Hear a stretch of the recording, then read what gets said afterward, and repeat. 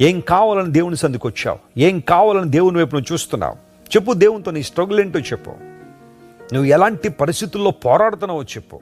ఎలాంటి విజయం నీకు కావాలో చెప్పు. దేవుడు నీ ప్రార్థన వింటున్నాడు. ఆనాడు సమూయేలు ప్రార్థన విన్న దేవుడు, మోషే అహరోనుల ప్రార్థన విన్న దేవుడు.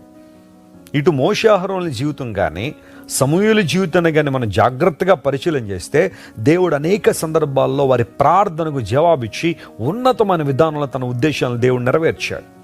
ఈరోజు నీ దేవుడు నీ పక్షంగా ఉన్నాడు. ఆయన సజీవుడైన దేవుడు. ఆయన ప్రైజ్ ది లార్డ్. ఆయన మహోన్నతుడైన దేవుడు. ఆయన సర్వశక్తిగల దేవుడు. ఆయన సర్వాధికారం కలిగిన దేవుడు. ఆయన పౌలు భక్తుడు ఇలా అంటాడు, యేసుక్రీస్తు ప్రభు సర్వాధికారైన దేవుడయ్యుండి ఆయన నిరంతరము స్తోత్రార్హుడై ఉన్నాడనే మాట పౌలు భక్తుడు రోమిలికి రాసిన పత్రికలో రాశాడు.